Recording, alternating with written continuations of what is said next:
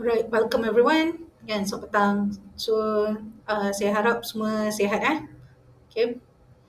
So, sambil-sambil masak tu dengar-dengar je lah. Apa tu, sharing hari ni kan. So, dah 2 minggu apa yang kita buat adalah on discovering on yourself. Okay.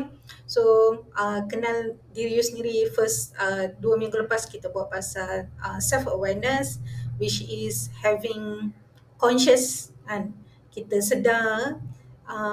Pemikiran yang kita kata consciousness ni adalah pemikiran sedar kita, what kind of person we are kan. Kita ni jenis orang macam mana, ataupun sekurang-kurangnya you fikir-fikirkan and which type of person you are, or what are you trying to achieve kan. So minggu lepas kita cover pasal purpose and kita start with why kan. So bila kita discover diri kita, it's easier untuk you buat decision untuk mencari kerja lah. So hari ni kan kita akan go through on resume making, and saya tak tunggu resume making kemudian, saya bagi dulu tips macam mana nak buat resume so that you boleh balik and evaluate balik apa yang resume yang you dah ada. Okay. So kenapa kita start dengan resume dulu compare to topik-topik lain adalah pada saya lah, bila kita jelas diri kita dekat mana, at least lah buat masa ni hari ni 18 bulan 4 18 April kita jelas diri kita kat mana, you jelas diri you kat mana, lebih mudah untuk you tahu apa benda yang you belum ada, yang you boleh bantu diri you sendiri untuk completekan by the time you habis belajar bila tahun depan kan. So by the time you habis belajar next year. Okay. So saya harap membantulah. So kalau ada persoalan bagi tahu, and you can buka chat, or you can type dekat chat ataupun boleh buka mic and just bagi tahulah. And apa tu deh? Okay, so berkait dengan assignment yang e-learning minggu ni kan. So kita start with why. So kita start with the end, so that we know where to begin. Okay, kita mulakan dengan penghujung, and so that you boleh tahu apa plan you. Sebab tu saya minta minggu ni dalam tutorial and you lukis kan. Saya boleh je nak bagi essay apa semua kan, tapi pada saya easy untuk kita lukis plan.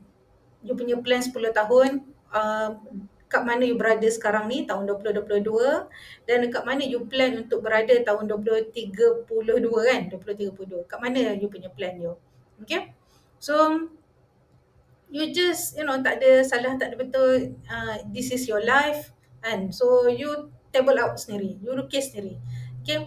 So saya pernah buat yang 20 tahun punya plan lah, and so saya taklah minta buat sampai 20 tahun. I just ask you to do a 10-year life plan so that you boleh nampak apa you punya short term you. Okay. So daripada situ then kita boleh dapat idea kan, adakah kita berada ataupun kat mana you nak bergerak selepas ni. Okay, kat mana you nak bergerak, where do you want to go. Okay, so kenapa pentingnya kena tahu life plan ni? Bukan apalah, sebenarnya tak ada pun kita kata satu jawapan yang betul lah. So apa yang you buat hari ni, mungkin tahun depan bila you buat balik, you fikir balik benda yang lain. Tapi bila kita nampak apa yang kita nak buat, you nampak apa benda yang you nak buat, easy untuk buat keputusan, mudah untuk you faham you nak buat keputusan kat mana kan. So lepas you dah lukis tu, you upload dekat Padlet. So tak payah lukis cantik pun, saya tak expect pun lawa, memang hitam putih pun tak apa kan.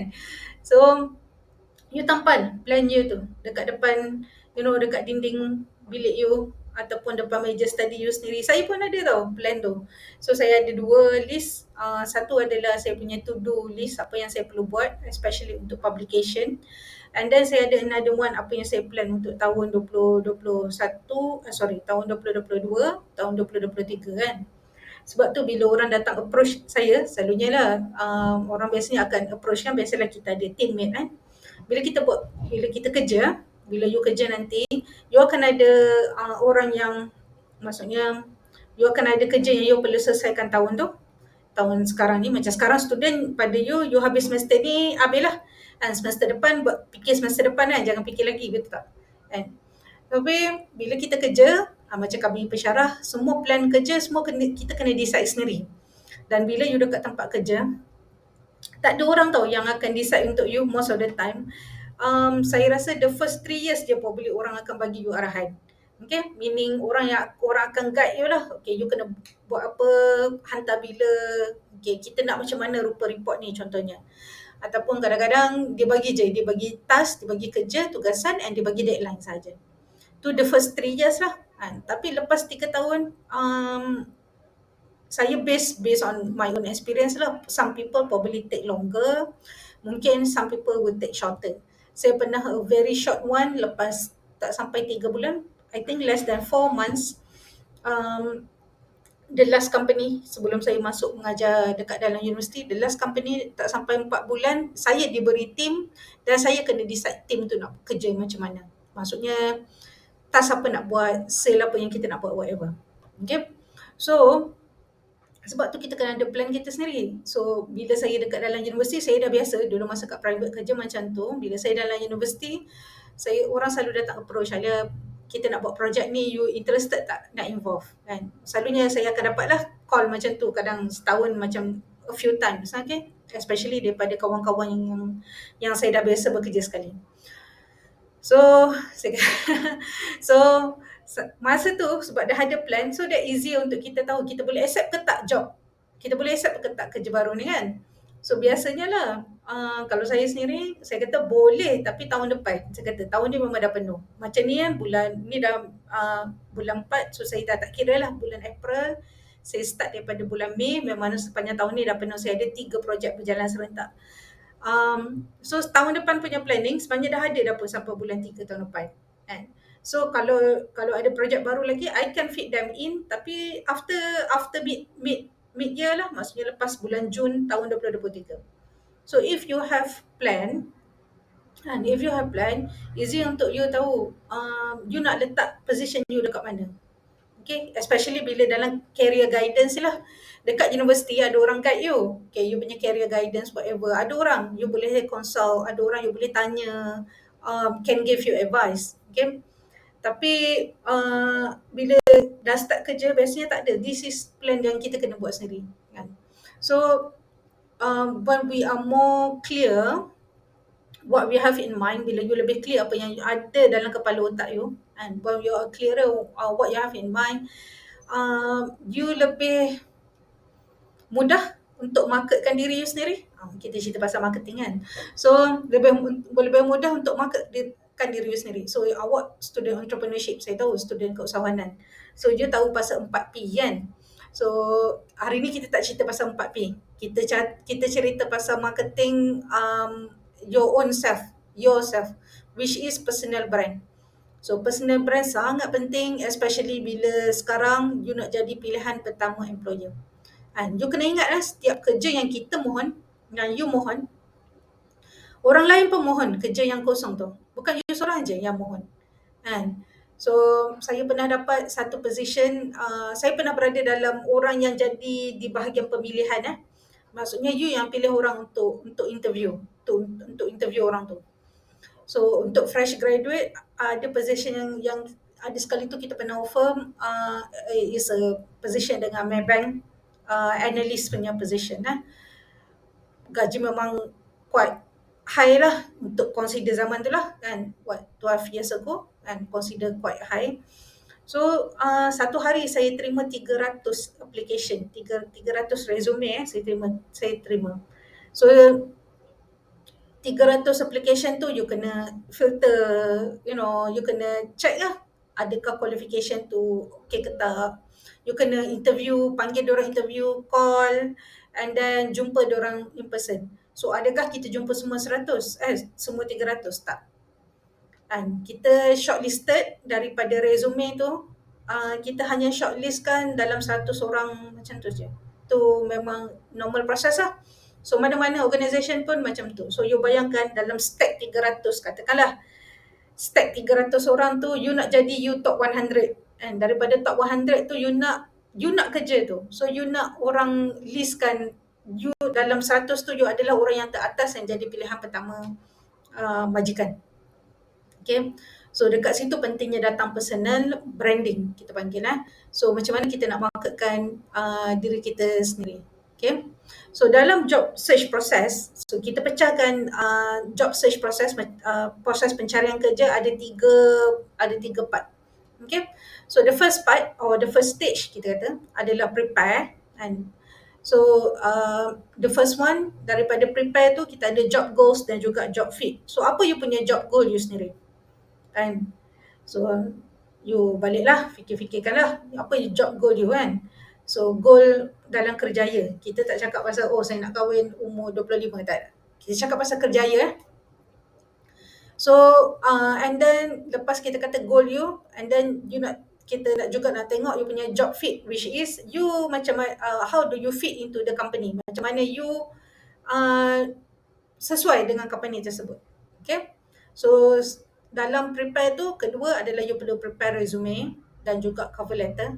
Okay. Zaman sekarang mungkin cover letter orang jarang guna, tapi email macam mana yang you nak buat, nak cakap kata you nak mohon kerja tu.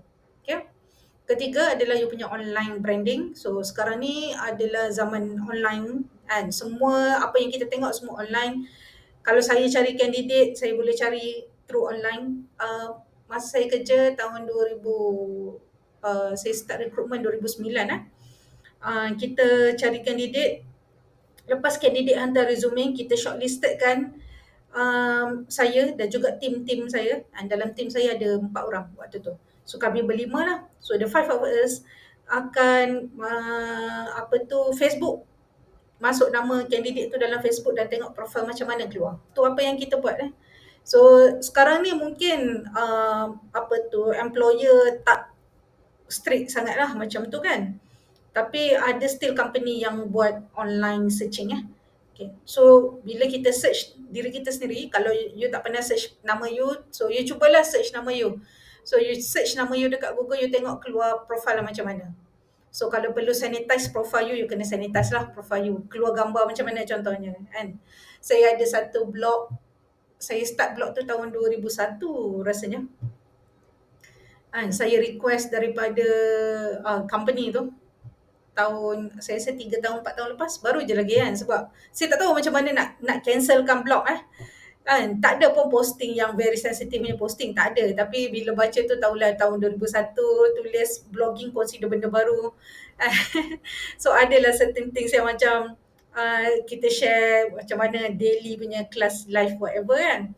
So saya request daripada company tu base dia server dia dekat US, saya request diorang delete. Saya rasa 3 tahun 4 tahun lepas dah baru dapat delete lah. Dan kira banyak kali jugalah contact dengan syarikat tu kan. Sama lah macam bila Facebook, bila kita mati, pewaris kita nak delete kita punya Facebook, dia perlu kebenaran kan. You sekarang ni bukan tulis wasiat untuk harta je, you kena tulis wasiat untuk Facebook you juga. Kalau you perasan lah, Facebook dia ada polisi tu. Okay. It's not easy untuk cancel account whatever kan. So you cuba balik malam ni, sambil-sambil tu you Google pasal diri you sendiri, you tengok profile macam mana keluar pasal diri you lah. Okay. And then keempat, preparing. Saya nak daripada hari ni you dah mula consider you punya references References kita bukan cakap pasal APA style PPT tau. Kita cakap pasal ni you punya referee, orang yang nak vouch, verify awak ni orang macam mana. So you perlu 2 sekurang-kurangnya. So satu daripada akademik, pensyarah contohnya, ataupun cikgu sekolah you yang betul-betul kenal you, daripada segi you punya academic performance. Okay. Student saya even kalau PA pun sendiri, saya minta diorang punya profile, sebab kadang saya tak ingat PA ramai kan. So saya minta diorang punya profile, saya suruh diorang explain pasal diorang sendiri sebelum saya agree untuk jadi referee dia. So itu untuk first reference. So second reference adalah you perlu reference referee yang boleh bagi tahu pasal peribadi you. You orang macam mana? Especially dalam professional setting mungkin orang yang you pernah bekerja sekali contohnya, ataupun you ada alumni ke yang you pernah collaborate project masa jadi student katakan. Contohnya, so you perlu skor-skornya 2, to be safe 3 tapi 2. This is orang yang you nak letak dalam resume you untuk nak bagi employer tahu siapa. So setakat ni kalau student saya sendiri, saya selalu dapat call sebab diorang kena bagi tahu tau diorang nama siapa whatever kan. Position apa dia mohon, sebab nanti biasanya employer akan call. Malaysia punya konsep selalunya orang tak call, tapi saya dapat call hari tu dalam 2 orang, 3 orang student kita yang ada yang pergi praktikal, ada yang mohon kerja setahun lepas tu baru minta jadi referee kan, ada juga yang macam tu. So you kena tahu daripada hari ni you dah kena prepare, you dah kena ada resume you sendiri, online brand you sendiri dan juga referee. So second step nanti kita cover, this is another topic which is searching, dalam job searching So bila nak apply kerja dan macam mana you nak follow up kerja dan juga macam mana you nak build you punya networking. Okay. And then the third one adalah kita kata kalau dalam business sale lah kan, kita katakan kita nak close the sale. So kalau kita imagine diri you sendiri adalah produk kan. So bila diri you adalah produk, resume adalah paper yang cakap pasal you ni produk yang bagus. Okay. So itu adalah first impression tau resume. Jangan pandang mudah benda-benda ni kan. So saya assume memang sekarang you dah semester 6, you dah patut ada resume you sendiri kan. Kalau belum ada, you need to start your resume from now. Okay. So kalau kata you ni produk, so kita, the third step adalah kita nak close sale tu. So you nak dapat job interview tu dan juga you nak negotiate dan nak masuk company tu. So itu akan ada another topic yang kita akan cover. Saya rasa lepas raya rasanya topik ni. Okay. So hari ni kita hanya cover first step which is preparing for job search process. So resume. Hari ni kita cakap pasal resume So resume adalah a tool. So it's a tool untuk market yourself. Okay. Sekeping kertas kalau orang kata lah kan. It's a sekeping kertas. Tapi sekeping kertas tu ada banyak makna, ada banyak information dekat dalam tu. So bila kita nak jual produk, kita kena tahu apa specification produk kan. So even macam bila you nak beli barang apa-apa lah, contohnya nak beli apa tahun ni, baju raya katakan dekat Shopee kan. So you go through kan, ada banyak kan kriteria you nak pilih baju raya. So sama macam mana you buat pemilihan pilih produk dekat dalam online purchasing, okay, ataupun beli makanan dekat bazar ke katakan. Sama bila employer pun dia akan buat decision yang sama. Macam mana dia buat pemilihan candidate tersebut, orang yang dia nak ambil bekerja tu. So first impression adalah resume. Sebab tu kenapa resume penting. Itu adalah kita punya first contact point antara you dengan employer. You tak pernah jumpa kan employer tu pun tak pernah jumpa you. Tapi itu adalah first contact point. Macam mana kita nak berkenalan. So resume adalah alat untuk you berkenalan lah. So dalam setiap company kita ada brand kan. So setiap company ada brand dia dan brand dia perlu stand out daripada the rest of dia punya competitors. Sama dengan resume. So resume you pun perlu stand out among competitors. Competitor ramai sekarang 1 tahun kita kata UMK alone. Okay, kita kira dalam fakulti kita ada 3 program. So batch you yang paling ramai kan sekarang ni kan. So tourism saja you punya batch tak silap saya ada berapa 400 student dia. Almost close to 400. Itu adalah untuk SAP. So kalau kita campurkan wellness dengan hospitality, satu batch, your batch H19 ada 600 student. Itu baru satu faculty So satu faculty, so kalau kata UMK ada 9 faculty, saya rasa total graduate UMK setahun mungkin dalam 10 ke 12 ribu contoh Itu baru UMK. Tak sampai 10 12 ribu. 6 kali 9, 36, 4 dalam 4 ribu contoh So baru satu batch. Baru satu universiti. So you darab lah berapa universiti kat Malaysia. Sekarang ada lebih kurang berapa? 20 something. IPTA sahaja 21 ke IPTA. So setahun yang mohon kerja kan, kalau satu universiti ada lebih kurang 4 orang graduate, ada 20 universiti kan. So kita ada almost 20, betul ke? Kiraan saya 20 kali 400, 20,000 graduan Kita ada lebih kurang dalam 20,000 graduan setahun. Itu daripada IPTA je. So you kena fikir juga ada IPTS what not kan. Saya bukan nak takut-takutkan tapi saya nak remind you that how competitive dunia bekerja So bila dalam orang yang apply kerja tu, saya tahu bukan semua kerja yang kita apply semua orang berminat, betul? Kan? Kalau orang tak apply kerja tu maksudnya something wrong dengan position tu mungkin. Kan? Kita tak tahu tapi mungkin ada something wrong. So you bayangkan kerja yang memang you nak, orang lain pun mesti nak kerja tu. Kalau you nak, orang lain pun mesti nak. Kan? So bila you apply, macam mana you nak make sure you punya resume adalah dekat atas jadi pilihan employer. Okay. So sebab tu saya minta you balik, you tengok you punya strength you sendiri, apa you punya start with why you. And kenapa? Sebab strength you adalah talent you.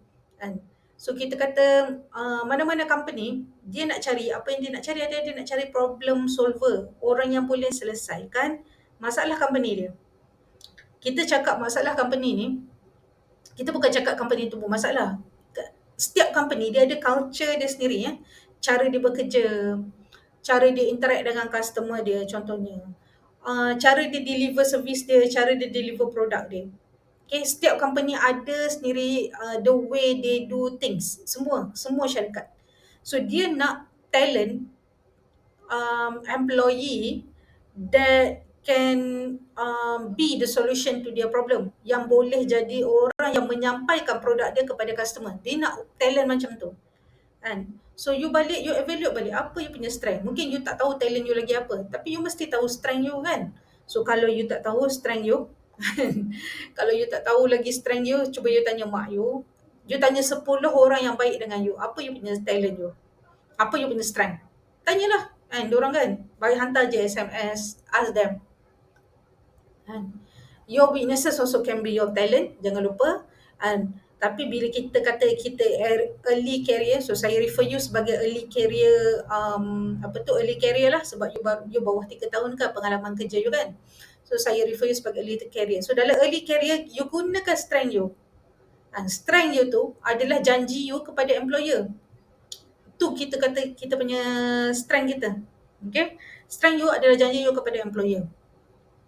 So bila kita kata janji, so kalau katalah you a good team leader contohnya, ataupun you work best in group, you kerja bagus dalam group, so you a team, orang yang boleh bekerja dalam kumpulan contohnya, itu adalah janji you kepada employer you. So if you go into the company, you will bring your talent sebagai orang yang boleh bekerja dalam kumpulan to become the solution to the problem, to the company problem, which is you can solve the problem among employee. You boleh bekerja sekali dengan employee-employee yang lain. So kena ingat strength you kena guna strength you, dan juga your strength can be your asset. Okay, tu you punya asset you lah. Asset you tu adalah talent. And this is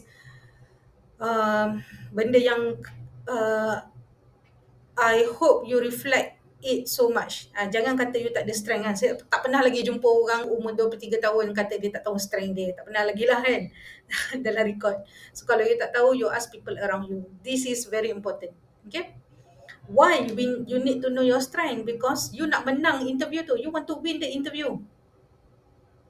Kan? Buat apa kita minta kerja kalau kata kita tak nak kerja tu? Ada ke orang macam tu kan? Dia mohon kerja tu tapi dia tak nak kerja tu. Aku saja je hantar resume sebab nanti mak aku bebel-bebel. Ada ke orang macam tu kan? I hope you are not part of the person kan, the gang.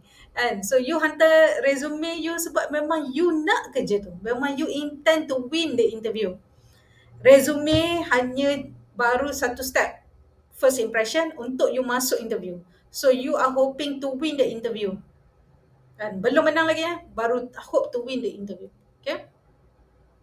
So bila kita nak menang, kita kena ada alatan dia lah, tool kan. So resume itulah apa yang you akan gunakan.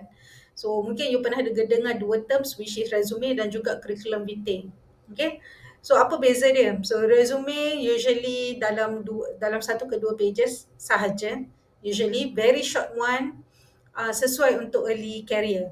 Okay. Resume banyak digunakan dalam industrial related job lah, macam tourism industry contohnya, hospitality industry contohnya. Okay, that's the most common document yang kita gunakan untuk tunjuk diri you siapa. Okay. So curriculum vitae, nama pun curriculum vitae. Curriculum vitae is a longer version, selalunya digunakan dalam universiti biasanya. So kita panggil CV, short term dia kan CV. So CV hanya guna dalam universiti saja. Saya punya CV ada sekarang dalam berapa? 20 page. Sebab publication, saya punya academic qualification, publication, jawatan-jawatan saya pernah kerja sebelum ni, jawatan-jawatan pentadbiran yang saya pernah buat kan. So all the projects, itu pun kita hanya select saja sebenarnya, not all. Itu pun almost 22, kalau ikutkan banyak 22 tu kan. So nak kata betapa banyaknya saya buat kerja. Ada benda yang tak masuk, so I only pick the key one, is still consider long. Memang paling the shortest one saya pernah hantar 16. CV memang academician guna. Tapi untuk you tak guna CV, you guna resume. Okay, so kena faham lah perbezaan dia. Okay. So resume is a marketing document, it's not a transcript. It's a marketing document. It's about you. You punya personal brand you nak jual diri you sendiri ya. So dalam resume, apa yang kita perlu buat adalah you need to highlight what is the most relevant detail about yourself. So you tengah buat degree sekarang, so probably you kena patah balik tengok STPM dan SPM you. Kan? Itu adalah ke belakang yang you have to documentkan lah. Okay. So the second one adalah less is more for resume design. Nanti kita masuk bab design. So lebih decluttered is better. Okay. And then you need to have one master resume. You kena ada satu master resume. Daripada situ you akan customizekan you punya resume you berdasarkan job application you. Okay. So master resume adalah satu dokumen yang compile the whole apa yang you buat selama you dekat UMK waktu you STPM. So bila you nak hantar keluar, you takkan hantar that document, that resume. You akan hantar a shorter version yang related dengan jawatan yang you mohon. Kalau you mohon marketing dan resume untuk marketing position contohnya. Kalau you nak mohon untuk travel agency, you hantar resume untuk travel agency. Okay. Ada soalan kan?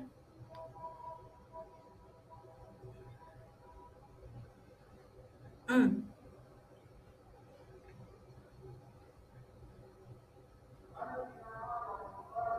Hmm. Hmm.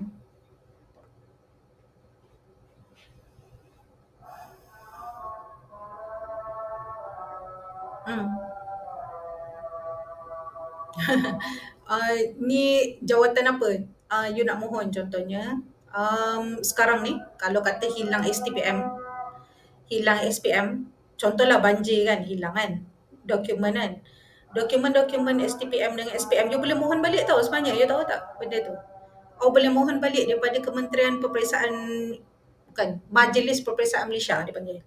You boleh mohon balik kan. Mohonlah balik. Samalah kalau you hilang transkrip UMK ke, contohnya nanti mana tahu kan you hilang transkrip UMK ke, you boleh pergi balik dekat universiti, bukanlah pergi physical. You boleh ada borang you boleh isi untuk mohon balik semua dokumen tu. So untuk dalam resume tak ada masalah, you tulis je kan apa you punya qualification whatever. Saya lah kalau rumah siapa yang selalu dekat kawasan banjir, saya even kalau rumah you bukan kawasan banjir sekalipun, saya encourage sangat kan, saya galakkan you scan semua dokumen you kan, so that you ada soft copy. So kalau kata hilang pun you boleh tunjuk you punya soft copy you kan. Saya tahu memang agak tricky kadang-kadang. Saya pernah je hilang sijil apa semua kan, memang semuanya mohon balik. Saya pernah hilang sijil muat kan, mohon balik. Tapi dalam resume saya tulis, cuma bila ask for original copy tak ada, tapi saya ada photostat copy kan. Photostat copy tu lah yang saya tunjuk kepada apa kita panggil tadi, employer kan. Macam hari tu hilang apa CJ UiTM rasanya. Saya hilang saya punya degree, masters, yang ada cop mohor punya masters Saya pergi mahkamah tau. Saya pergi mahkamah minta, sebab ada fotokopi, ada yang photostat. So saya bawa yang photostat pergi mahkamah kan. So ada pegawai dekat situ dia panggil, saya tak ingat jawatan diorang. Ada pegawai kat situ. So apa yang dia buat, tapi kena bayar lah. So dia akan verifykan kata CJ kita tu adalah yang CJ yang sebenar. Kan? Saya pergi sampai tahap tu lah. Pernah je hilang. Dalam CV memang letak, bila bawa pergi interview saya bawa yang fotokopi fotokopi, yang photostat, yang verify daripada mahkamah tu. Kan? Boleh je buat macam tu, tak ada masalah. Kan? So start lah tengok apa saja yang you tak ada, apa yang ada. So kalau kata hilang kopi, hilang original, you boleh apply daripada sekarang hilang original. Okay, kebanyakannya company private biasanya dia hanya tengok you punya documentation, original document you untuk verify you siapa. Itu dalam private company. Dalam government lebih strict Dalam government dia perlu that particular copy kan, original you, photostat, dia perlu verify yang photostat tu. Government memang very strict lah kan, sebab government servant ramai kan, berapa juta kat Malaysia kan. So benda macam tu memang you kena cuba daripada sekarang dapatkan balik you punya original you, ataupun verify daripada mahkamah ataupun daripada Majlis Perpisahan Malaysia. You kena apply balik. STPM you boleh apply daripada Majlis Perpisahan Malaysia. Apa sahaja exam yang kita panggil bersepadu maksudnya yang centralized daripada Kementerian Pengajian Malaysia, PMR, SPM, UPSR satu lagi kan, STP. Yang ni semua you boleh apply melalui Majlis Perpisahan Malaysia. Kalau yang sekolah punya, yang tu memang you kena patah balik pergi sekolah you. Yang tu memang tak ada solution lah. So kalau kata universiti punya, you pergi balik universiti. Okay, harap saya menjawab soalan. Okay, boleh je, tak ada masalah. Saya pernah jadi je. Saya duduk Perlis lama 20 tahun, banjir apa semua kan. Tapi kalau kata daripada sekarang, make sure scan semua, buat jadi soft copy. Yang tu memang saya advise lah. So that bila kita nak apply kerja senang. Benda semua dah ada dalam soft copy, dah compile. Zaman sekarang soft copy diterima. Dan soft copy tak perlu verify pun kalau ikutkan lah. Okay. And then the next one adalah do your homework. Setiap jawatan you nak mohon, you need to do your homework. Okay. So kena keep track. Jangan lupa kerja apa yang you mohon. Memang you kena keep track kan. Tak kisahlah macam mana you keep track pun, Excel sheet ke, what not ke, you kena ada. You kena ingat you apply bila, jawatan apa, company mana. Okay. Masa apply kerja kan, saya tak tahulah kalau ada orang yang apply 10 kerja sehari kan. Dulu bolehlah apply 10 kerja sehari 10 jawatan kosong sehari. Dulu tu 10-20 tahun lepas. Sekarang zaman COVID, lepas COVID recommendation adalah satu hari apply 30 jawatan kosong. That's recommendationnya. Untuk you dapat kerja within 3 bulan lepas habis belajar lah. Okay. So macam mana you nak keep track 30 application satu hari. So maksudnya seminggu you apply 210 jawatan kosong. So you bayangkan macam mana you nak keep track 210 jawatan kosong. So you kena tahulah kena tengok unless you tak kisah lepas you belajar you dapat kerja lambat kan. So kalau orang yang betul-betul macam saya dulu, saya memang aim within 2 bulan lepas graduate nak kerja. So memang apply kerja hari-hari. Bukan tunggu semester 8 habis baru start apply. Saya apply daripada midterm semester 8 tu. Saya dulu 6 semester je kan, degree sebab daripada diploma kan. So semester 6 tu lepas midterm terus apply kerja. Memang dah pergi interview start daripada pertengahan semester. Dah start pergi interview dekat company. Tu pun dalam 2 bulan jugalah baru dapat apa yang kerja yang pada saya yang sesuai kan. Yang apa yang menjawab saya punya personal goal tadilah, saya punya career goal saya kan. So you need to start early lah kan. And then the next one adalah turn to your network. You kena ada network. So nanti kita masuk pasal network. Saya rasa better dedicate one topic on networking. Okay. So dalam resume, how you are going to start? To start dengan professional structure. So mana-mana resume semua ada structure dia sendiri. Okay. So dalam kelas assignment saya dah post tadi ada 2 yang you perlu deliver. Satu adalah resume, second adalah LinkedIn. So LinkedIn senang, ada structure dia. You just add section. Dia dah ada section dia sendiri. So itu adalah structure dalam LinkedIn. So dalam resume ada several section yang mungkin you pernah tengok ataupun mungkin ada dekat dalam resume you kan. So this is 10 recommendation section untuk resume format. Nanti kita tengok satu-satu. So this is 10 one yang saya recommend untuk you ada dalam resume you sendiri. Okay. So the second one adalah resume is a document, so it needs to be easy to read, senang orang tengok sekaligus, orang faham apa information yang you nak sampaikan. Okay.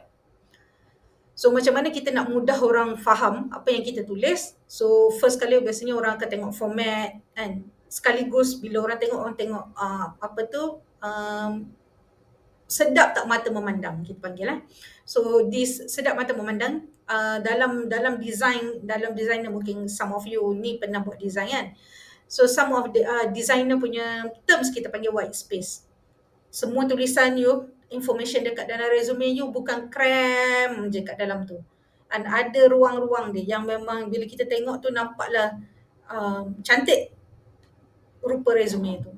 Bila banyak sangat information, terlalu kecil tulisan, kadang orang tak suka. Kadang bila besar sangat font, orang rasa annoying. So this is resume ni pun dia ada dia punya trick dia lah, nak bagi resume kita nampak cantik je bila orang baca. So antaranya lah tadi white space, ruang antara tulisan satu sama lain, information satu sama lain. Second one adalah font. Okay, bentuk tulisan. So font mungkin you punya resume sekarang pakai Arial ataupun Times New Roman, itu yang tradisional lah yang kita panggil lah. So ada lagi font-font yang diterima pakai sekarang, Century Gothic, Tahoma, Verdana, Avenir, Lato. Saya punya sendiri saya pakai Helvetica kan. Dalam laptop ni tak ada Helvetica, ada laptop lain. So saya pakai Helvetica, tu saya punya favourite lah, besar kotak-kotak dia kan. So itu kalau you suka yang a modern punya tulisan Arial Century Gothic ni kita consider a modern font. Okay. And then kita ada traditional font, Times New Roman, Cambria, Garamond dengan Georgia ni. This is traditional font. So mungkin you nak combine, contohnya Arial tu heading, you punya content you Times New Roman, boleh? Macam tu, tak ada masalah. Tapi maksimum 2 jenis tulisan je lah, tak ada combination tak ada campur-campur banyak-banyak. Kan?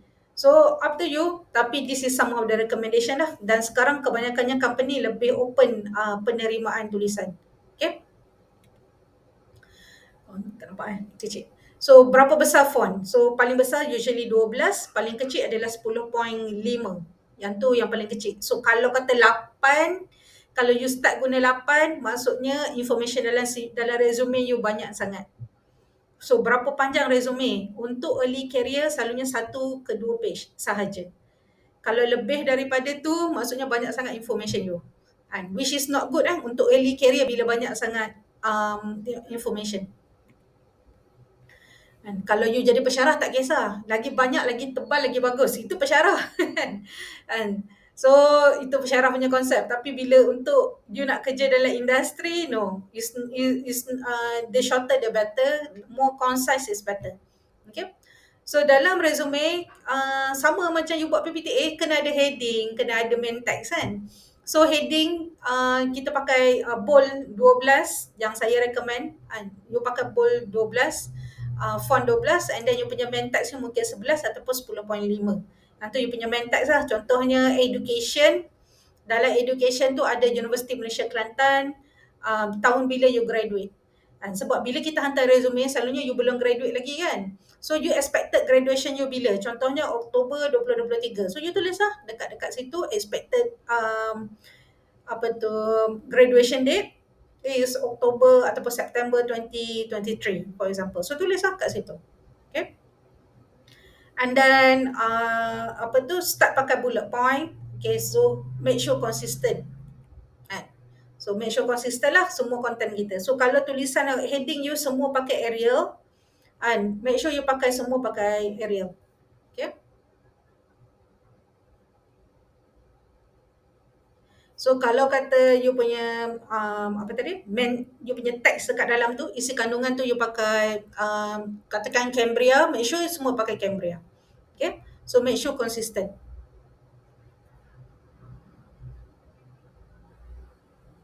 Okay. So the third one, adalah you need to tailor made your resume. So resume kita pun kena custom made tau. Bukan you punya baju je custom made, you punya whatever benda yang you suka custom made kan. Resume pun mesti custom made. Kan? Kalau you suka benda custom made, samalah. Employer pun suka benda custom made. Kan? Dia nampak kita sungguh-sungguh nak apply kerja dekat company dia. Okay. So kita kena custom made. So macam tadi saya recommend ada satu master resume you sendiri. Kan?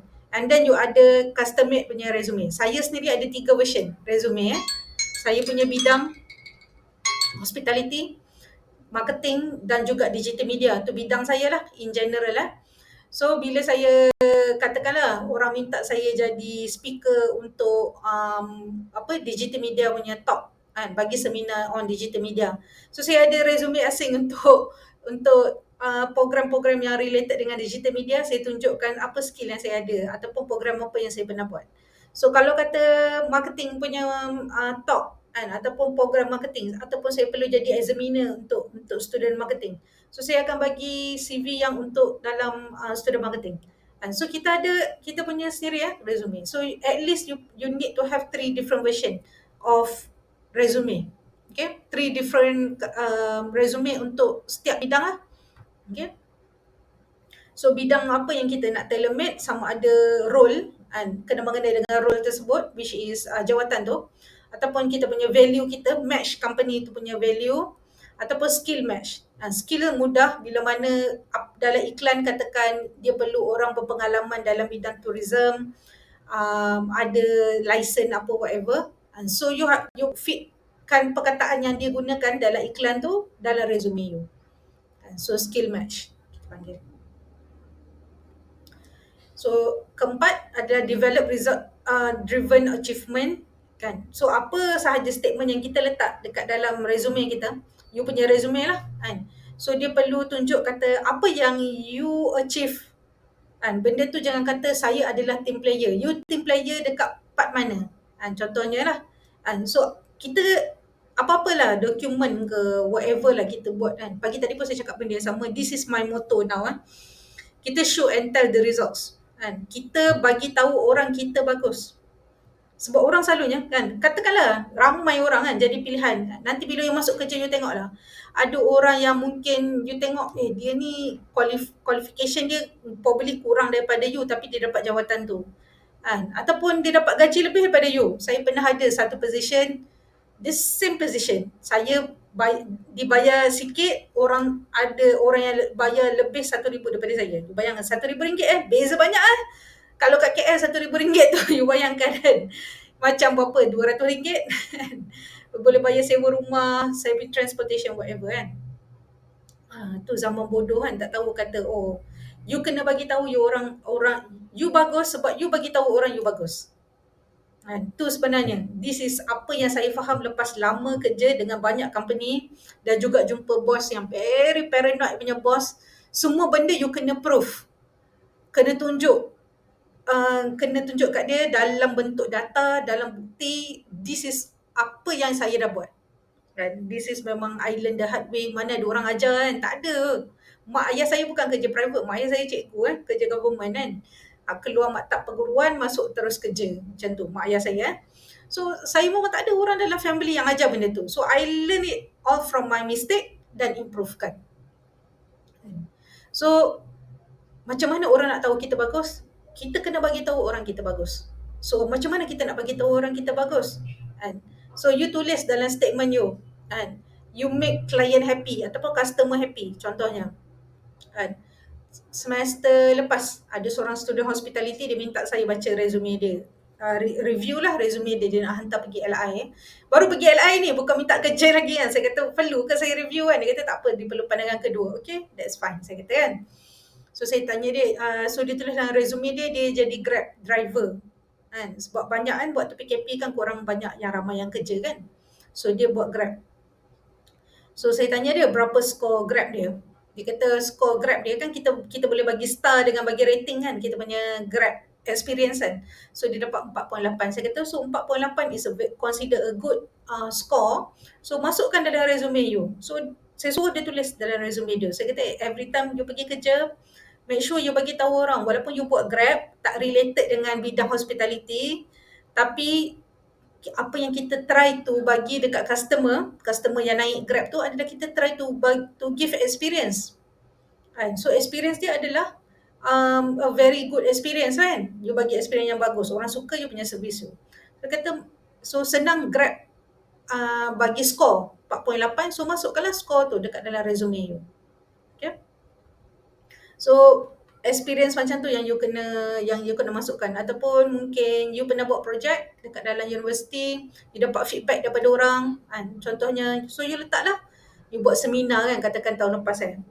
Batch you ke yang buat MICE hari tu? Saya tak ingat. Kan? Saya rasa macam your batch kan hari tu kan, dengan Madam Hazati kan. So you letaklah apa feedback yang orang bagi pasal seminar you. Okay? Ataupun mungkin Datuk Azli ke katakan bagi your feedback ke contohnya kan. So the second one adalah macam mana you increase ataupun generate revenue kan. You banyak ada projek keusahawanan ataupun you ada sendiri business you contohnya. So you tulis dekat dalam resume tu related dengan your work experience kan. So tulis dekat situ. Kita cakap pasal work experience, kita bukan cakap pasal you punya pengalaman kerja, you kerja dekat company secara formal Work experience dalam universiti adalah apa sahaja projek yang you buat dalam universiti. Kan? Ada banyak. Saya pasti banyak daripada semester 1 sampai semester 6 saya pasti you banyak ada program. Banyak ada projek yang you join. Sama ada projek dengan kelas ataupun projek dengan co-curriculum ke, co-co ke contohnya. So you masukkanlah apa yang you buat. Okay. And then the third one adalah how do you decrease expenses ataupun cut cost. And then the fourth one, increase productivity. Mungkin you save the time ataupun you cut short the process. Kan? So kalau kata you rasa tak ada, you balik you fikir very hard.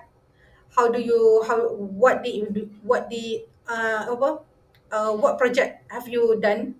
And daripada SEM 1 you fikir.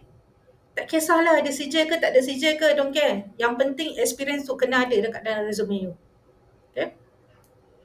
And then keempat, lead team to victory. Kalau kata contohnya you dalam co-curriculum, you punya platen menang apa-apa ke contohnya. Ataupun you sendiri ada award jadi ketua apa-apa terbaik. Ataupun you menang medal ke katakan kan. So tulislah dekat dalam tu. So berapa banyak nak tulis, selalunya 3 ke 4 je. Sebab tu kalau kata you tak ada, sebab memang ada semester lepas dah SEM 7 ni kan. Dia kata dia tak ada. Saya kata you need to try harder. Kalau tak ada daripada you belajar waktu degree, you kena fikir waktu you STPM hari tu. Kalau tak ada STPM, you kena fikir waktu you dekat sekolah menengah masa you SPM. Form 4, Form 5. Mesti ada something yang you have done. So kalau kata cari juga still tak ada, meaning gunakanlah 1 tahun ni, start daripada semester ni sampai semester 8, itulah gunanya. Untuk you cari experience dan juga you cari experience dalam universiti dan juga untuk you show and tell your results. Okay. Kelima, you need to keep your resume updated dan juga relevant. Okay. So saya assume semua orang dah ada resume saya assume So you balik, you tengok balik resume you yang you update. Saya tahu saya tak sempat cover hari ni, probably some of the topics I need to cover next week sebab memang panjang pasal resume ni. Kita mula daripada end game dia. End game you adalah resume. Yep, Farah. Ada soalan ke? So you keep your resume updated. So kalau kata dah ada resume, bawa keluar je. Pull out resume you and tengok balik. So kalau kata resume you, kalau kata you belum ada resume, you kena start buat. Bukan setakat buat subjek. Saya nak you tengok balik. Audit diri you sendiri. Apa yang you belum ada. Apa yang you dah ada, apa yang you belum ada. What is your strength, apa yang you lacking. Dan kita kena tengok benda tu. Tu gunanya dokumen ni. Okay. Ada soalan ke Farah? Tak ada ke?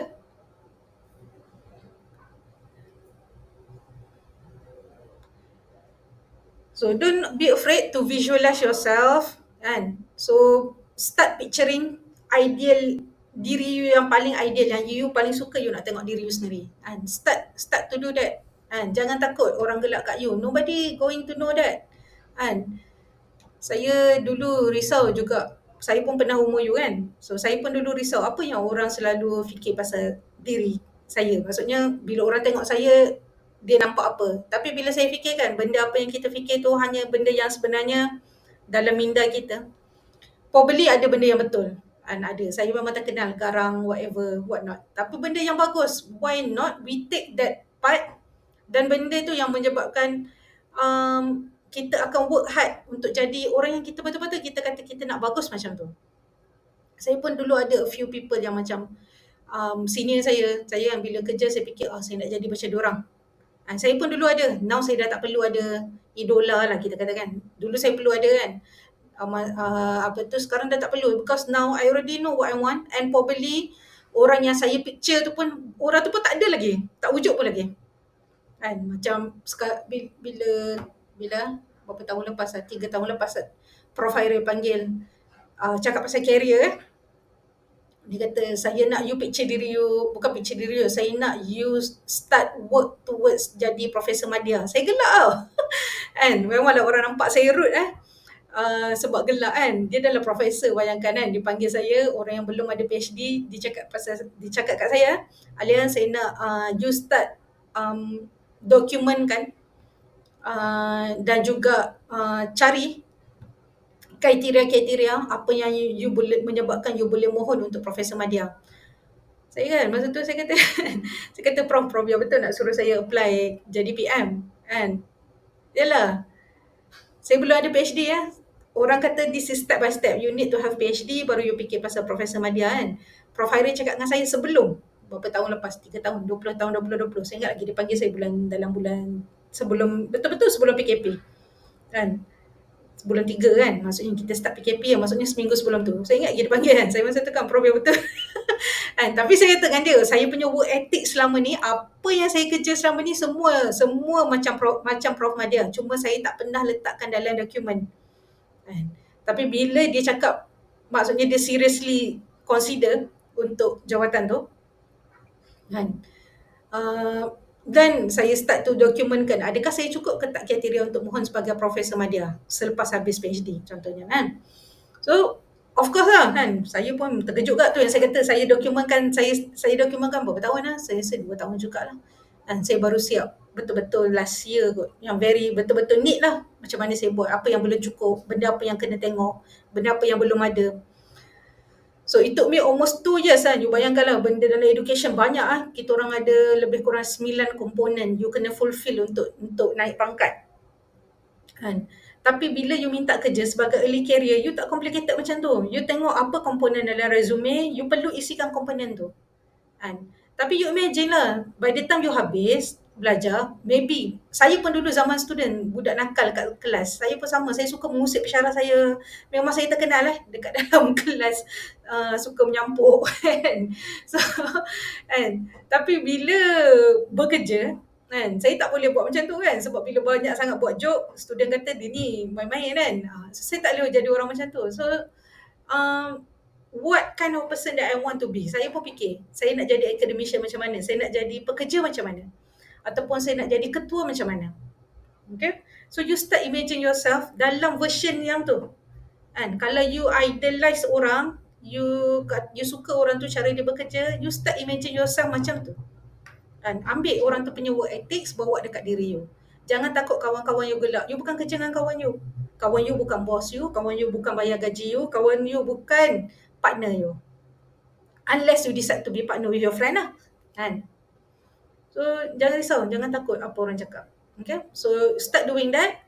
And then you will be, bila kita hari-hari kita imagine kita yang paling bagus, bila kita visualize, kita letak dalam kita punya pemikiran sedar kita bagus, and kita akan jadi orang yang bagus. Okay? So, jangan takut jadi orang tu. Saya pun takut juga dulu fikir, alah asyik-asyik jadi ketua, tak ada orang lain ke kan. Now bila orang kata Alia you kena jadi ketua, okay. Saya okay lah. Kan, bukan okay sebab apa. Of course saya tahu ramai orang tak suka responsibility, tapi pada saya apa tanggungjawab yang kita diberi itu adalah amanah. Kan, macam mengajar subjek ni lah. Bukan susah mana pun sebenarnya subjek ni, tapi ramai orang tak nak subjek ni kalau ikutkan kan. pada saya, ini kerja yang saya buat tau. Selama-lama lepas saya graduate master, you bayangkan saya tak pernah orang offer mengajar subjek ni. First time dia orang offer mengajar subjek ni semester lepas. Itu pun sebab tak ada orang nak subjek ni. You bayangkan. Saya kan, benda ni saya buat hari-hari. Interview, satu hari saya interview 100 orang hari-hari. You bayangkan. Saya share tips macam mana you nak dapatkan kerja dengan orang. Saya duduk ni coaching orang macam mana you nak jawab waktu interview. Baju macam mana you nak pakai. Apa yang you perlu buat contohnya. Kan. So bila dia orang offer subjek ni saya lepas, saya kata terima kasih, saya dah 5 tahun tunggu, saya kata kan. Saya malas nak bising dah sebab bila subjek orang suka kan, you tahu you susah nak dapat. Kan. Saya memang this is what I already learn So saya pun ambil subjek yang tak popular, yang orang tak ada orang nak. Tapi bila once saya dapat subjek tu, saya akan tukar cara sebab saya kerja, experience kerja ada kan. So saya akan tukar cara approach subjek dan lepas tu subjek tu jadi popular whatever. Jadi saya pun perasan pattern dia sekarang adalah subjek yang orang tak suka, kalau you suka benda tu, you buat dengan ikhlas, orang lain akan nampak effort you, especially student lah, sebab yang nak benefit subjeknya you, bukan saya kan. You yang nak pergi masuk kerja, betul tak? So if you nampak benda ni ikhlas, you pun akan start tunjuk effort you. Itu je aim saya. And I don't care orang kata nak jadi pensyarah popular ke whatever kan. Kalau itu aim saya kan, anugerah kan. Itu semua duniawi. Yang penting ilmu kita nak bawa macam you lah kan. Apa yang saya share hari ni you akan share to the next generation. Itu yang penting. So you start doing things that you want to do or you think you want to be. You fikir. Apa yang you fikir, itu benda yang you kena start buat. Okay? Jangan takut. Right? So kita balik pada resume. And so resume kena ada gambar kan. Kena ada gambar, kena ada nama you, kena ada contact detail. Jangan letak alamat penuh. Letak nama bandar, letak nama negeri. Kenapa jangan letak nama penuh? Zaman sekarang zaman scam Resume kita tak tahu sampai kat siapa. You kena aware. So nombor telefon tak ada masalah sebab you nombor telefon you boleh tukar nombor phone kan. Tapi alamat rumah takkan kita nak pindah. So make sure you letak gambar, nama you, nama, and then you contact detail you letak nama bandar dengan nama negeri you. Lepas tu you letak email address dan juga ni lah you punya apa tadi? Nombor telefon. Okay, itu benda information yang paling basic yang you perlu ada dekat dalam resume. Jangan letak alamat rumah kan. Saya ulang jangan letak alamat rumah. Saya ulang. Okay. So bila kita letak phone number kan. So make sure phone number you tu phone number yang betul lah kan. And then letak email address. Make sure you create email address. Kalau you belum ada email address you yang nama you, macam contohnya siapa ni, Nurul Alis kan. So you letak, make sure Nurul Alis at gmail.com contohnya kan. Janganlah nama aniscute.com, tak nak. Okay, letak betul-betul nama profesional you kan. Saya create saya punya noaliah.mansur dalam tahun 2007-2008 rasanya, tak silap saya kan. Sebab sebelum tu saya pakai Yahoo kan. Gmail ni quite popular lepas tahun 2007 kan. So 2007 saya start create email tu, sampai sekarang saya masih pakai email tu. Okay, sampai sekarang is my personal working email. Okay. And then sekarang ni, zaman sekarang you kena ada LinkedIn lah. And that's how people find you So bagi address LinkedIn you yang betul-betul working punya LinkedIn. So you boleh shorten kan, tahu kan? LinkedIn ni panjang link dia. You boleh shorten kan semuanya you punya address you. Kan? Pergi je dekat mana-mana website yang boleh shortenkan URL. So pendekkanlah URL tu. Tak ada masalah. Okay. Kalau benda macam tu kena ajar generasi you. Saya geleng kepala dah. Benda yang pada saya simple je. Okay. So gambar kita cakap pasal gambar. So gambar kena nampak ikhlas ada dua jenis kategori gambar lah. This is gambar yang saya bagi contoh ni adalah professional punya gambar. So you pakai blazer, tie, professional attire. Okay. Kebanyakannya kerja kalau dalam bidang-bidang yang very traditional macam bank, apa lagi kita panggil, kerja government, consider traditional, kebanyakannya dia require gambar macam ni lah, gambar pasport kan. Tapi kalau macam LinkedIn contohnya, ataupun travel industry, tourism industry, sebenarnya dia tak perlu gambar formal macam ni. Tak perlu pun. Janji gambar tu nampak natural dan nampak apa kita panggil ikhlas. Ikhlas Senyum kena ikhlas. You kena tahu you punya natural smile you. Saya selalu dapat panggilan interview sebab memang dalam gambar saya sangat fotogenik. Puji diri sendiri kan. So you kena senyum, ikhlas kan. Tak nak selfie, make sure you minta kawan-kawan ataupun ni lah orang yang you percaya ambil gambar, tak ada masalah. Guna telefon. Sebab zaman sekarang ada banyak photo editing. You ambil je gambar dengan phone you sendiri tapi make sure lighting you cantik. Okay? Sebab tak nak touch up banyak sangat kan. So lighting tu elok. Okay? So macam mana bila orang jumpa you, first impression muka you dengan gambar you sama. Make sure it looks like that. So kalau you selalu pakai spek, make sure gambar you selalu pakai spek lah. Kalau you tak pakai spek, make sure gambar you tak pakai spek lah. Macam tu lah. Okay?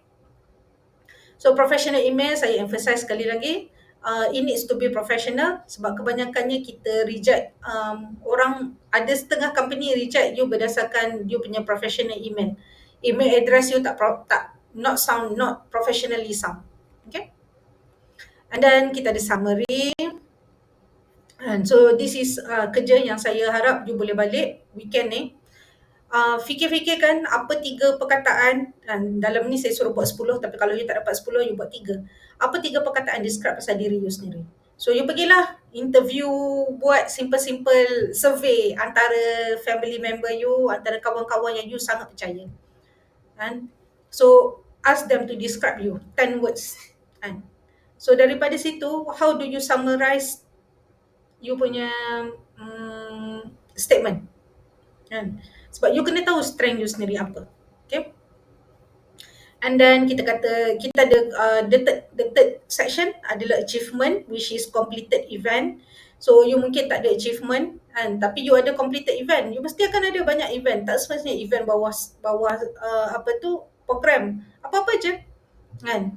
So apa event yang you buat, you jadi ketua ke contohnya, you jadi urus setia ke, jadi AJK ke katakan kan. So make sure you ingat. So kita tak pilih semua, biasanya event kita pilih 3 ke 4 sahaja. Yang mana yang you rasa related dengan jawatan yang you mohon. Saya suka pilih saya suka pilih benda yang letak dalam resume ataupun benda yang saya kenalkan diri saya. Apa yang saya paling bangga, kerja yang saya paling bangga. Kadang-kadang projek tak besar mana pun, projek kecil je. Tapi saya, because I'm very proud of the work that I've done, saya akan letak benda macam tu dalam resume. Sebab apa? Sebab itu saya nak first impression orang nampak pasal saya. Bila kita happy pasal projek yang kita buat, lebih mudah untuk kita explain waktu interview tu. So ada projek yang mungkin you tak ada space nak letak dekat dalam resume. Resume 2 pages je kan. So information yang macam tu, itu simpan untuk waktu interview. Kalau you jumpa diorang, cerita waktu interview. Okay? Hopefully they give you chances to share lah. So make sure you quantifykan achievement you. So tak perlu ada certificate lah. This is benda yang sebab kadang-kadang orang kata kena ada sijil penyertaan lah, apalah semua. Tak ada, tak perlu. Experience lagi penting sebenarnya daripada sijil. Sijil education penting. Okay, yang tu mesti kena ada. Tapi sijil-sijil penyertaan yang you masuk-masuk semua ni, jadi ketua whatever ni tak perlu sijil. You bukan kerja macam saya pensyarah, semua kena ada sijil. You bukan kerja macam tu. So tak perlu pun sebenarnya. They don't care. Okay. So 3 to 4 selected achievement, you pilih you punya selected achievement you. Saya tahu mesti you ada banyak. 1 tahun student tourism sekurang-kurangnya ada 8 projek at least.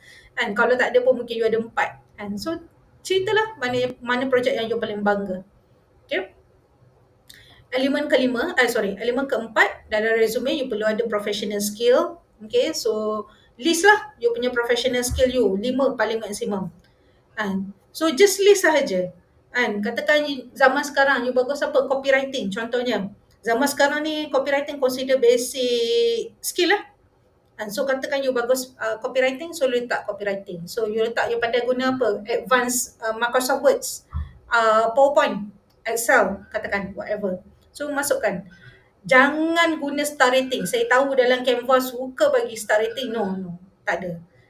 Star rating tu siapa yang bagi? Kalau you rate diri you sendiri, tak payah. Tak ada. Sebab tak verify benda macam tu. Semua orang boleh kata dia bagus. Tak perlu. So just list sahaja skill tu. Okay, so saya recommend 5. Okay. So macam mana kita nak tahu professional skill apa yang kita patut include? You tengok balik iklan dalam jawatan tu. So iklan dalam jawatan tu perlu skill apa? Daripada situ kita ambil keywords tu masuk dalam resume kita. Sebab tu pentingnya resume you perlu customize ikut jawatan yang you mohon. Ya? Ya.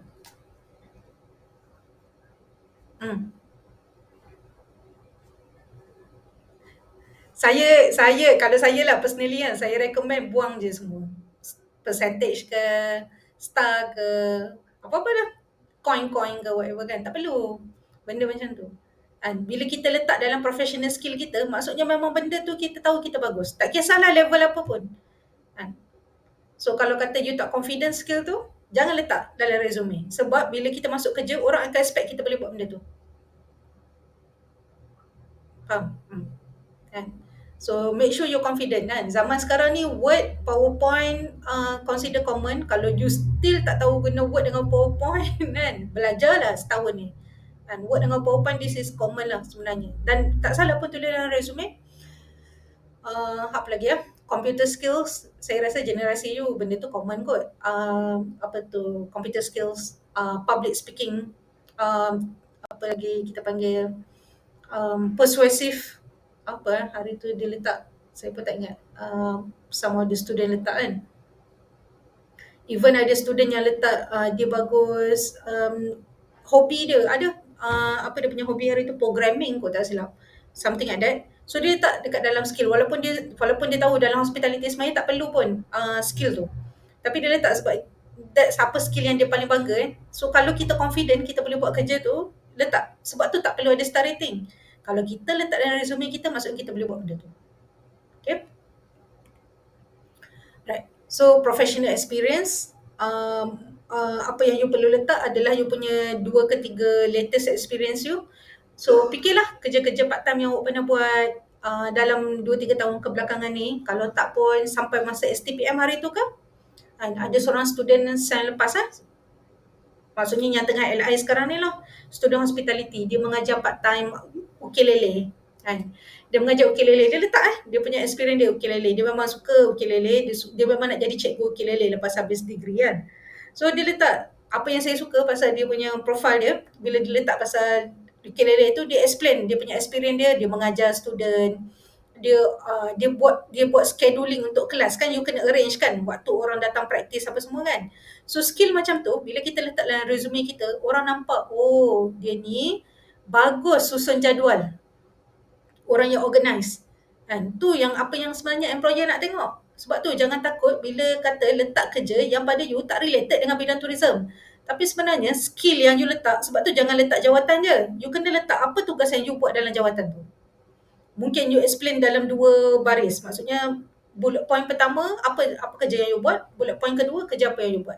Sebab skill yang macam tu yang kita nak kan. Kadang kita bukan tengok jawatan you kat atas tu, you cikgu ganti apa tu pasti contohnya kan. Kadang kita bukan nak tu, tapi kita nak tahu oh you ni boleh bekerja dengan orang, you boleh negotiate dengan orang, you buat kutipan yuran ke contohnya, tolong AJK masjid ke kan. Mungkin ada kan benda-benda macam tu yang you buat kan. This is some of professional skill yang sebenarnya you boleh letak dalam resume you dan sangat berguna dekat tempat kerja. You berjaya buat kutipan wang untuk masjid, itu adalah profit making. Profit making tadi related balik dengan skill show and tell. Berapa banyak you berjaya raiskan duit untuk masjid tu contohnya. Okay. So letaklah you punya experience you, part-time kerja yang you pernah buat selama ni daripada STPM, daripada SPM hari tu, letak kat dalam tu. Okay. So guna action verb, action verb, ada contoh action verb, saya bagi apa tu list kat sini. Nanti you balik tengok sebab banyak ada 185 recommendation.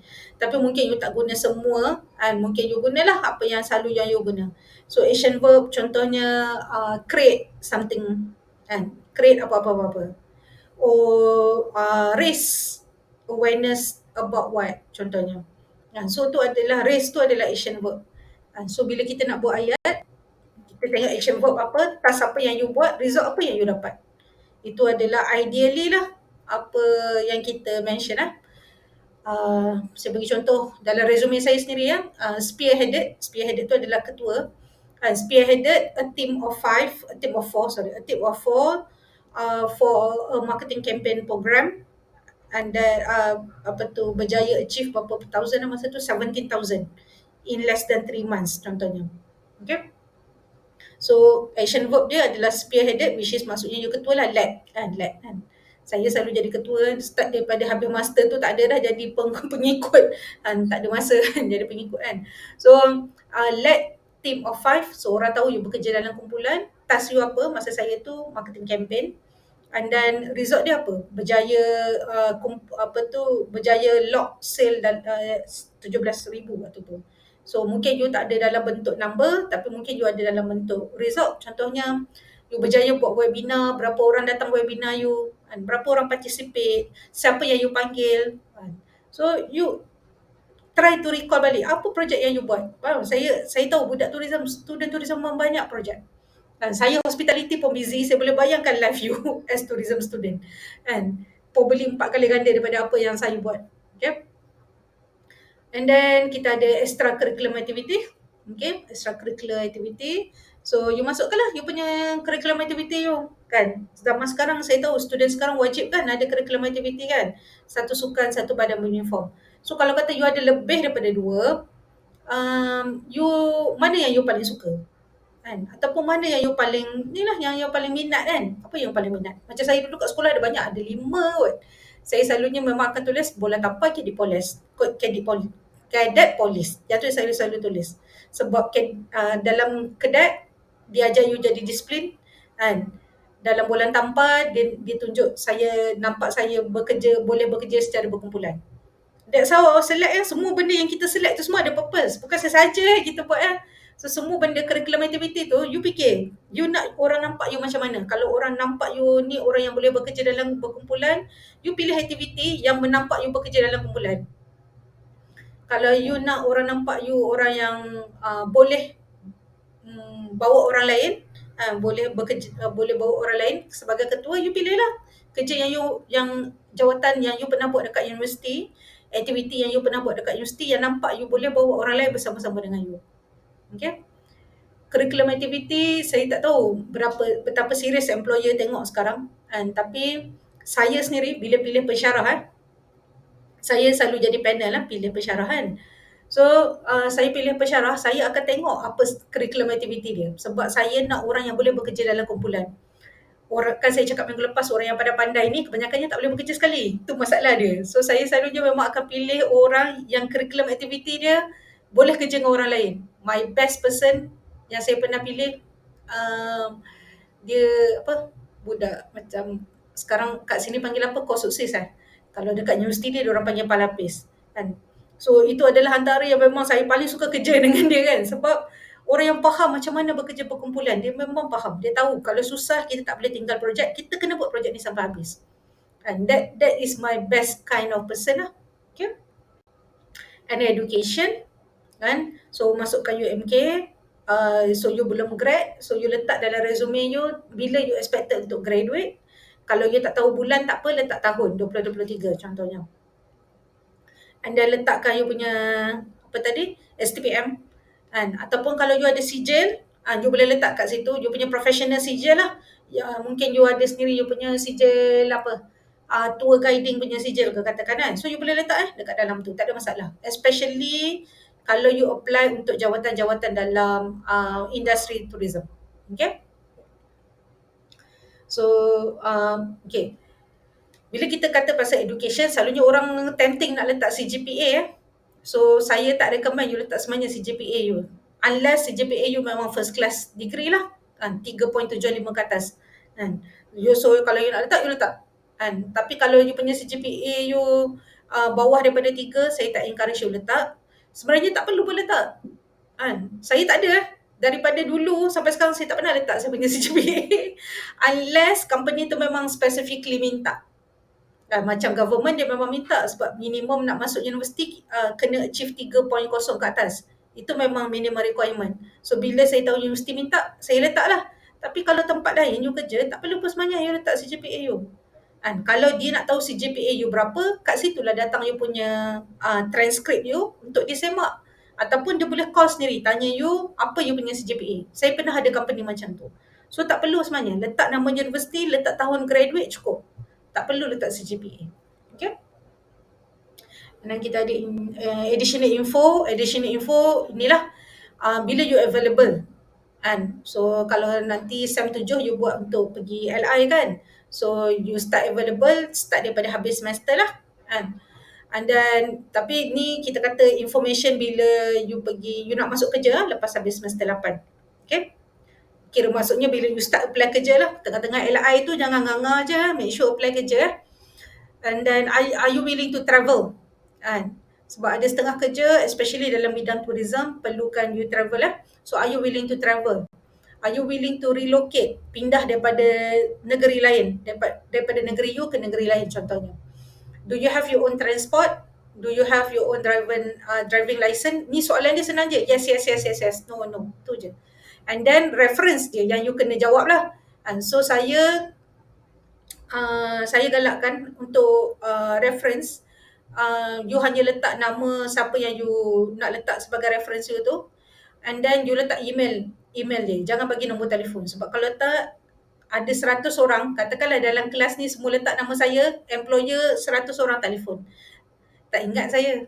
So make sure letak nama, letak email address. Itu je yang selalunya saya recommend untuk referee.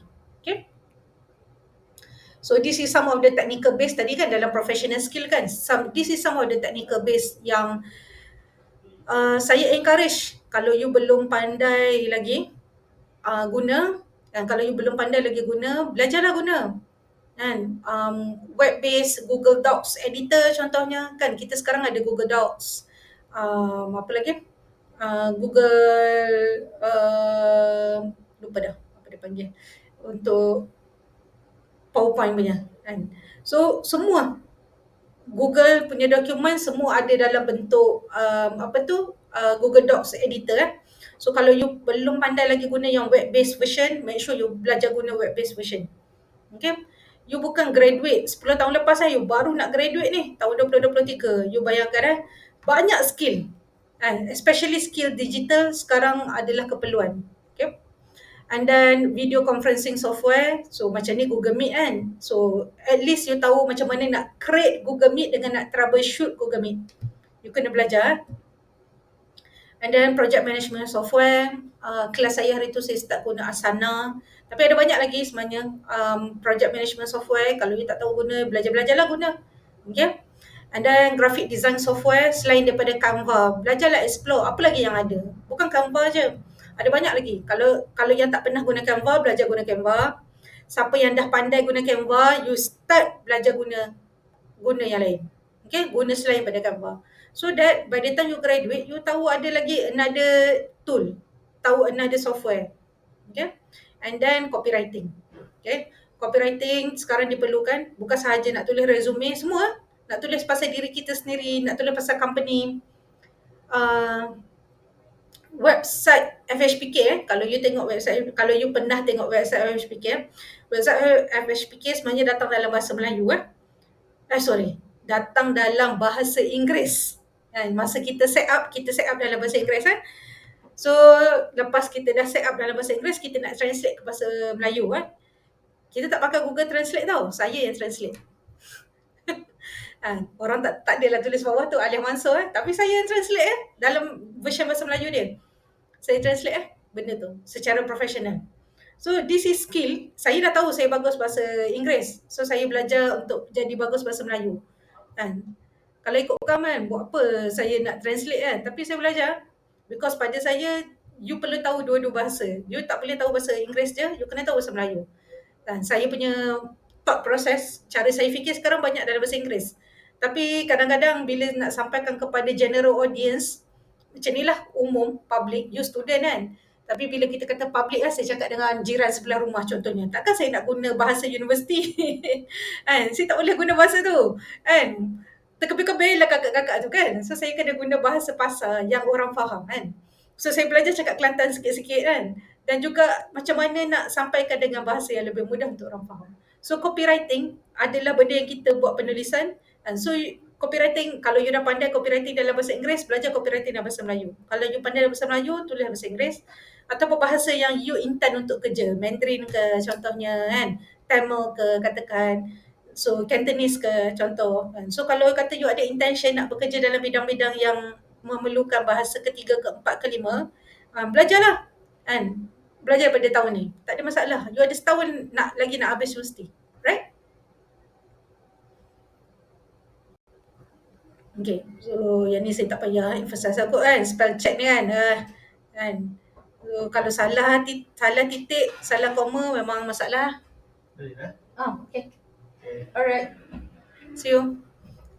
So semua nak balik saya lah tu orang terakhir hari ni. Alright. So this one saya sambung minggu depan sebab sebenarnya ada banyak lagi. Tengok baru slide 48 sebenarnya ada banyak lagi pasal resume kan. Nanti saya share minggu depan. Okay, I hope you benefit apa yang saya ajar hari ni. Balik tengok resume you balik Jangan duduk saya saja. Balik tengok resume you balik. Go through apa tips yang saya bagi hari ni. You go through and start revamping your CV. Okay?